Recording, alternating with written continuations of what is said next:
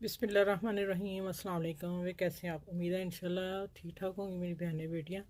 अच्छा, आज मैं एक शर्ट तैयार की है। वो काफ़ी काम इसका था पैच लगाने, क्योंकि मैं बता रही हूँ पैच लगाना। फिर मैं इसको खुद ही कटिंग करके पैच लगा दिए और फिर उसके ऊपर ये पर्ल लगाए खुद। ये देखें, आपको नज़दीक करके दिखा दूँ। ये पर्ल खुद लगाए हैं। अब ये नेक है इसका शेप में है, गहराई में नहीं है। और अब मैं खोल के दिखाती हूँ आप लोगों को। ईद का ड्रेस है ये। ये देखिए ज़रा, ये भी खुद बना के लगाए हैं। ठीक है, ये देखें, तीन तीन लड़ियाँ लगा के और पर्ल इस तरह प्रो के, तीन लड़ियों के साथ फिर आखिर में एक पर्ल लगा के तो उसको अंदर से टांका कर दिया। और धागा लगाया मैंने 4 वाला, ठीक है, मोटा धागा।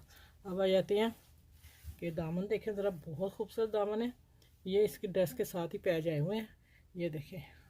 और इसको फिर ये पलटा दिए, ट्राउज़र का ही सिर्फ चाकों पे पलटा दिया और साथ में लेस लगाई है।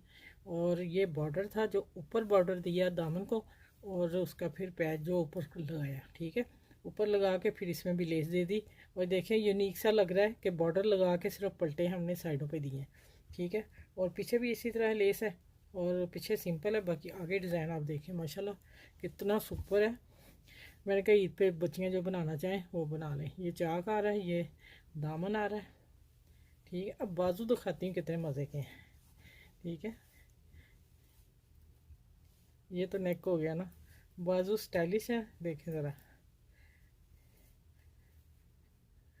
ये है, इसी तरह आया पैच लगा के दोनों तरफ। सेंटर ये है इसका, है ना खूबसूरत। आपने इस वीडियो को लाइक भी करना, अपने फ्रेंड दोस्तों में शेयर ज़रूर कीजिएगा और मेरे चैनल को लाइक भी कीजिएगा, ठीक है।